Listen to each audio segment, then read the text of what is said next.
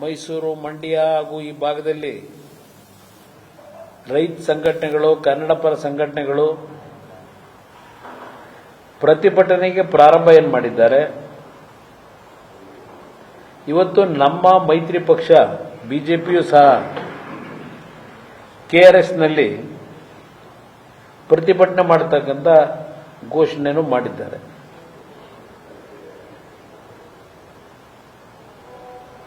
ಈ ಪ್ರತಿಭಟನೆ ಮಾಡತಕ್ಕಂಥದ್ದು ಇಂಥ ಒಂದು ಕ್ಲಿಷ್ಟಕರವಾದ ಸಂದರ್ಭದಲ್ಲಿ ಮಾಡಲೇಬೇಕಾದಂಥದ್ದು ಅನಿವಾರ್ಯ. ನಾನು ಪ್ರತಿಭಟನೆ ಮಾಡತಕ್ಕಂಥದ್ದು ತಪ್ಪು ಅಂತಕ್ಕಂಥದ್ದನ್ನ ನಾವು ಯಾರು ಹೇಳಲಿಕ್ಕೆ ಸಾಧ್ಯ ಇಲ್ಲ. ಏಕೆಂದರೆ ಕಾವೇರಿ ನದಿಯ ನೀರಿನ ನಿರ್ವಹಣಾ ಪ್ರಾಧಿಕಾರ ತೆಗೆದುಕೊಂಡಂತ ನಿರ್ಧಾರಗಳಿಗೆ ಸರ್ಕಾರ ಇಲ್ಲ ನಮ್ಮ ಜನ ಮೌನದಿಂದ ಸಮ್ಮತಿ ವ್ಯಕ್ತಪಡಿಸಿದರೆ ಅದೇ ನಮ್ಮ ವೀಕ್ನೆಸ್ ಆಗುತ್ತೆ ಅನ್ನೋದು ನನ್ನ ಅಭಿಪ್ರಾಯ. ಈಗಾಗಲೇ ಇಂಥ ಒಂದು ಸಂದರ್ಭಗಳಲ್ಲಿ ಹಲವಾರು ಸರ್ಕಾರಗಳು, ರಾಜ್ಯದ ಮುಖ್ಯಮಂತ್ರಿಗಳಿದ್ದಾಗ ಹಲವಾರು ಪಕ್ಷಗಳ ಮುಖ್ಯಮಂತ್ರಿಗಳು ಸಹ ಸುಪ್ರೀಂ ಕೋರ್ಟ್ನ ತೀರ್ಪಿನ ಆದೇಶದ ಮೇರೆಗೆ ಅಂತಿಮವಾಗಿ ತಮಿಳುನಾಡಿಗೆ ನೀರು ಬಿಡಬೇಕಾದಂಥ ಅನಿವಾರ್ಯತೆಯನ್ನು ಹೊಂದಿರತಕ್ಕಂಥ ದಿನಗಳನ್ನು ನಾವು ಸ್ಮರಿಸ್ಕೋಬಹುದು. ಇಲ್ಲಿ ಏನೇನಾಗಿದೆ ಹಿಂದಿನ ದಿನಗಳಲ್ಲಿ ನಾವು ರಾಜಕೀಯ ಮಾಡೋದು ಒಂದು ಭಾಗ, ಎಲ್ಲ ಸಂದರ್ಭದಲ್ಲೂ ರಾಜಕೀಯವನ್ನ ನಮ್ಮ ಸ್ವಾರ್ಥಕ್ಕೆ ಉಪಯೋಗ ಮಾಡಿಕೊಳ್ಳೋದು ತಪ್ಪು ಅನ್ನೋದು ನನ್ನ ಅಭಿಪ್ರಾಯ. ಯಾವುದೇ ಸರ್ಕಾರ, ಯಾರೇ ಮುಖ್ಯಮಂತ್ರಿಗಳಿದ್ದರೂ ಇಂಥ ಒಂದು ಭಾರತದ ಒಕ್ಕೂಟದ ವ್ಯವಸ್ಥೆಯಲ್ಲಿ ಈಗಾಗಲೇ ಕಾವೇರಿ ಟ್ರಿಬ್ಯುನಲ್ನ ವತಿಯಿಂದ ಅವೈಜ್ಞಾನಿಕವಾದಂಥ ರೀತಿಯಲ್ಲಿ ಆ ಟ್ರಿಬ್ಯುನಲ್ಲು ಸಹ ಕೊಟ್ಟಂತ ತೀರ್ಪು ಬಹುಶಃ ದೇಶದ ಇತಿಹಾಸದಲ್ಲಿ ಎಲ್ಲೂ ಪ್ರತಿ ತಿಂಗಳು ಎಷ್ಟು ನೀರನ್ನ ಕೊಡಬೇಕು ಅಂತ ಹೇಳಿ ನಿಗದಿ ಮಾಡಿರತಕ್ಕಂಥದ್ದು ಈ ಒಂದು ಕಾವೇರಿ ನೀರಿನ ಹಂಚಿಕೆಯಲ್ಲಿ.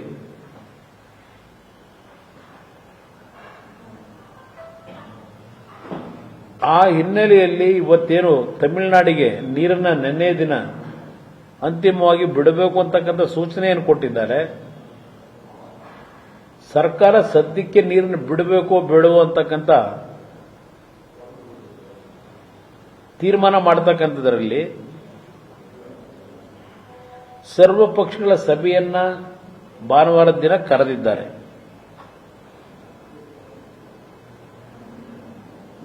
ಸರ್ವ ಪಕ್ಷದ ಸಭೆಯನ್ನ ಈ ಒಂದು ನೀರಿನ ಹಂಚಿಕೆ ಆದ ನಂತರ ಬಹುಶಃ 1991ರಿಂದ ನಿರಂತರವಾಗಿ ಸರ್ವ ಪಕ್ಷಗಳ ಸಭೆ ನಮ್ಮ ಭಾಗದಲ್ಲಿ ಸಮಸ್ಯೆಗಳು ಉದ್ಭವ ಆದಾಗ ಕರೆದಿರ್ತಕ್ಕಂಥದ್ದು ನಡ್ಕೊಂಡ್ಬಂದಿದೆ ಆ ಪದ್ಧತಿ. ಇವತ್ತು ಈ ತೀರ್ಪೇನು ಕೊಟ್ಟಿದ್ದಾರೆ, ನಾನು ಪ್ರಥಮವಾಗಿ ಈ ತೀರ್ಪಿನ ವಿಷಯದಲ್ಲಿ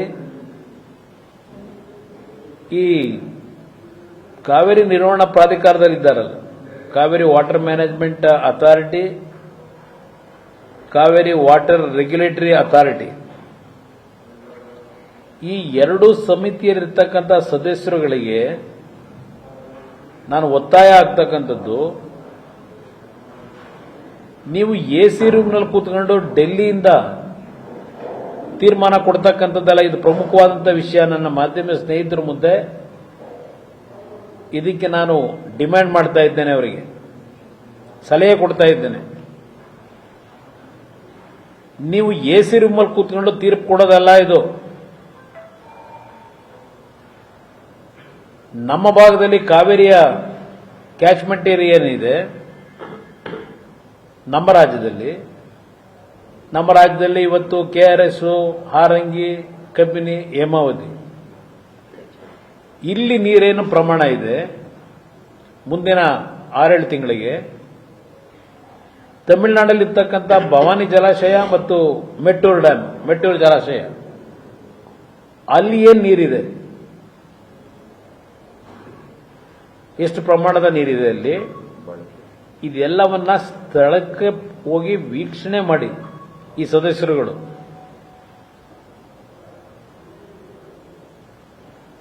ಆ ರಾಜ್ಯದಕ್ಕೂ ಹೇಳಬೇಕಾಗ್ತದೆ ತಮಿಳುನಾಡಿಗೆ,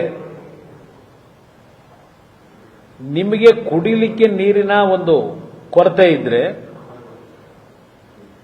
ಕುಡಿಲಿಕ್ಕೆ ನೀರನ್ನ ಕೊಡಬೇಕು ಅಂತಕ್ಕಂಥದ್ದು ಹೇಳಲಿಕ್ಕೆ ನಿಮಗೂ ಸಹ ಅಧಿಕಾರ ಇದೆ. ಇವತ್ತು ದೇಶದಲ್ಲಿರ್ತಕ್ಕಂಥದ್ದು ಮೊದಲು ಕುಡಿಯೋ ನೀರಿಗೆ ಆದ್ಯತೆ ಕೊಡಬೇಕು ಅಂತಕ್ಕಂಥದ್ದು. ನೀವು ಎಸಿ ರೂಮಲ್ಲಿ ಕೂತ್ಕೊಂಡು ಅಲ್ಲಿ ತೀರ್ಪು ಕೊಡೋದಕ್ಕಿಂತ ಪ್ರಮುಖವಾಗಿ ಈ ಎಲ್ಲ ಪ್ರದೇಶಗಳಿಗೆ ಭೇಟಿ ಕೊಟ್ಟು ಕರ್ನಾಟಕದ ಪರಿಸ್ಥಿತಿ ಏನಿದೆ, ತಮಿಳುನಾಡಿನ ಪರಿಸ್ಥಿತಿ ಏನಿದೆ, ಇದನ್ನ ಗಮನಕ್ಕೆ ತೆಗೆದುಕೊಳ್ಳೋದ್ರ ಮುಖಾಂತರ ತೀರ್ಮಾನ ಕೊಡಬೇಕಾಗಿತ್ತು ಅಂತಕ್ಕಂಥದ್ದು ನಾನು ಆಗ್ರಹ ಮಾಡ್ತಾ ಇದ್ದೀನಿ. ನಮ್ಮ ರಾಜ್ಯ ಸರ್ಕಾರಕ್ಕೂ ಇದನ್ನ ನೀವು ಒತ್ತಾಯ ಮಾಡಬೇಕು ಅಂತಕ್ಕಂಥದ್ದನ್ನು ಹೇಳಲಿಕ್ಕೆ ಬಯಸ್ತಾ ಇದ್ದೇನೆ. ನಾನು ಮೊದಲೇ ಹೇಳಿದಂಥ ರೀತಿಯಲ್ಲಿ ನಮಗೆ ನಮ್ಮ ಜಲಾಶಯಗಳಲ್ಲಿರ್ತಕ್ಕಂಥ ನೀರಿನ ಮಾಹಿತಿ ಏನಿದೆ, 54-55 ಟಿಎಂಸಿ ನೀರಿದೆ ಈಗ. ಅದರಲ್ಲಿ ಬಹುಶಃ 10 ಟಿಎಂಸಿ ನೀರು ಡೆಡ್ ಸ್ಟೋರೇಜ್ ಇದೆ. ಇನ್ನು 44 ಟಿಎಂಸಿನಲ್ಲಿ 30 ಟಿಎಂಸಿ ನೀರು ಬೆಂಗಳೂರು ನಗರಕ್ಕೆ ಕುಡಿಲಿಕ್ಕೆ ಕೊಡಬೇಕು. ಮುಂದಿನ 2 ತಿಂಗಳು ಬೆಂಗಳೂರು ನಗರಕ್ಕೆ 30 ಟಿಎಂಸಿ ನೀರು ಬೇಕು. ಇನ್ನ ನಿಮ್ಮ ಪರಿಸರ ಸಂರಕ್ಷಣೆಗೆ,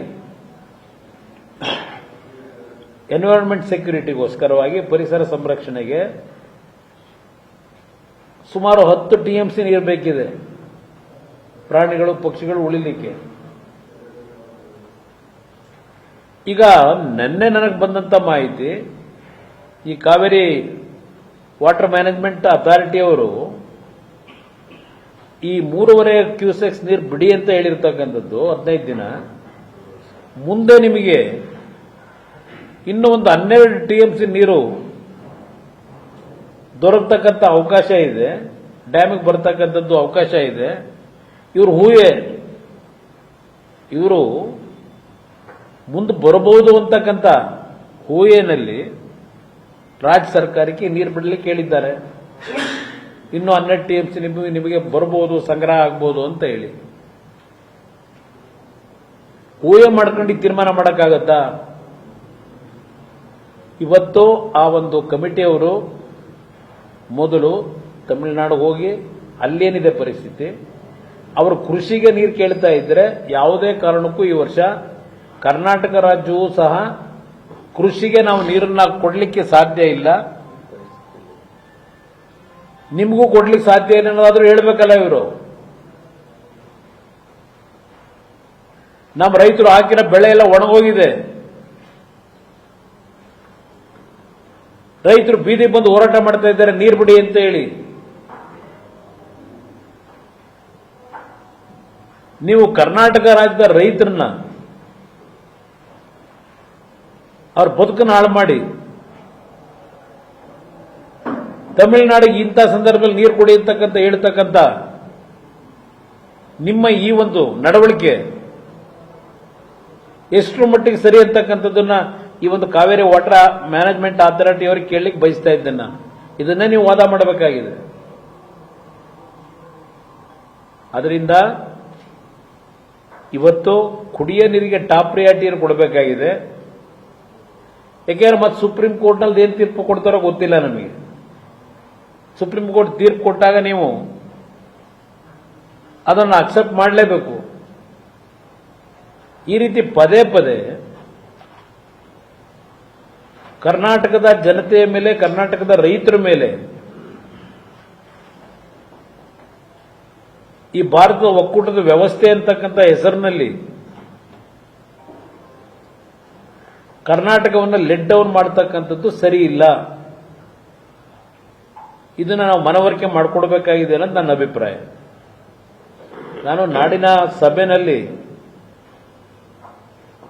ಭಾಗವಹಿಸ್ತಕ್ಕಂಥದ್ದಕ್ಕೂ ತೀರ್ಮಾನ ಮಾಡಿದ್ದೇವೆ ಪಕ್ಷದ ವತಿಯಿಂದ. ಏಕೆಂದರೆ ಇಂಥ ಸಂದರ್ಭದಲ್ಲಿ ನಾಡಿನ ಜನತೆಯ ರಕ್ಷಣೆಗೋಸ್ಕರವಾಗಿ, ರೈತರ ಬದುಕುಗೋಸ್ಕರವಾಗಿ ರಾಜಕೀಯ ಮಾಡೋದಕ್ಕಿಂತ ಹೆಚ್ಚಾಗಿ ಒಂದು ಸಿಂಗಲ್ ವಾಯ್ಸ್ ಏನಿರಬೇಕಾಗಿದೆ, ಆ ನಿಟ್ಟಿನಲ್ಲಿ ನಾಡಿನ ಸಭೆಗೆ ಭಾಗವಹಿಸ್ತೀವಿ. ಏನೋ ಪತ್ರಿಕೆಯಲ್ಲಿ ನೋಡಿದ್ರೆ ನಾನು ಇನ್ನೂ ಇನ್ವಿಟೇಷನ್ ನಮ್ಮ ತಾಯಿಯವರ ಕಾರ್ಯದಲ್ಲಿದ್ದು ನನಗೆ ಅದ್ರ ಬಗ್ಗೆ ಇನ್ನೂ ಮಾಹಿತಿ ಬಂದಿಲ್ಲ. ನನಗೆ ಬೆಂಗಳೂರು ಹೋದ ನಂತರ ಗೊತ್ತಾಗುತ್ತೆ. ಇದು ಒಂದು ಭಾಗ. ಇನ್ನೊಂದು ಭಾಗ DPRನ ನಮ್ಮ ಮೇಕೆದಾಟಿನ ವಿಷಯದಲ್ಲಿ ಮತ್ತೆ ಪುನರ್ ಪರಿಶೀಲನೆ ಮಾಡಿ ಅಂತ ಹೇಳಿ ವಾಪಸ್ಸೇನು ಕಳಿಸಿದ್ದಾರೆ. ನಾನು ಒಂದು ರಾಜ್ಯದ ಮುಖ್ಯಮಂತ್ರಿಗೆ, ರಾಜ್ಯದ ನೀರಾವರಿ ಮಂತ್ರಿಗಳಿಗೆ ಒಂದು ಸಲಹೆಯನ್ನು ಕೊಡ್ಲಿಕ್ಕೆ ಬಯಸ್ತೀನಿ. ಈಗಾಗಲೇ ಸನ್ಮಾನ್ಯ ದೇವೇಗೌಡರು ಪ್ರಧಾನಮಂತ್ರಿಗಳಿಗೆ, ನೀರಾವರಿ ಸಚಿವರಿಗೆ 2-3 ಪತ್ರಗಳನ್ನು ಬರೆದಿದ್ದಾರೆ. ಪರ್ಸನಲಿ ಭೇಟಿ ಮಾಡಿ ಹೇಳಿದ್ದಾರೆ, ಮೇಕೆದಾಟಿನ ಒಂದು ರಿಸರ್ವಾಯರ್ನ ಕಟ್ಟತಕ್ಕಂಥ ವಿಷಯದಲ್ಲಿ, ಜಲಾಶಯವನ್ನ ಯಾವ ರೀತಿಯಲ್ಲಿ ಇದನ್ನು ಮಾಡಲಿಕ್ಕೆ ರಾಜ್ಯಕ್ಕೆ ಅವಕಾಶ ಇದೆ ಅಂತಕ್ಕಂಥ ಮಾಹಿತಿಗಳನ್ನು ಸನ್ಮಾನ್ಯ ದೇವೇಗೌಡರು ಈಗಾಗಲೇ ಹಲವಾರು ಬಾರಿ ನೀರಾವರಿ ಸಚಿವರು, ಕೇಂದ್ರದ ನೀರಾವರಿ ಸಚಿವರಿಗೆ, ಪ್ರಧಾನಮಂತ್ರಿಗಳಿಗೂ ಹೇಳಿದ್ದಾರೆ. ಬಸವರಾಜ ಬೊಮ್ಮಾಯಿ ಅವರು ಮುಖ್ಯಮಂತ್ರಿಗಳಿದ್ದಾಗಲೂ ಒಂದು ಪತ್ರ ಬರೆದು ಹೇಳಿದ್ದಾರೆ ಅವರಿಗೆ. ಯಾವ ರೀತಿ ಇದನ್ನು ನಾವು ಮನವರಿಕೆ ಮಾಡಿಕೊಟ್ಟು ಮೇಕೆದಾಟಿನ ಜಲಾಶಯ ನಿರ್ಮಾಣ ಮಾಡಲಿಕ್ಕೆ ಅವಕಾಶ ಇದೆ ಅಂತಕ್ಕಂಥ ಮಾಹಿತಿಯನ್ನು ಅವರು ಕೊಟ್ಟಿದ್ದಾರೆ.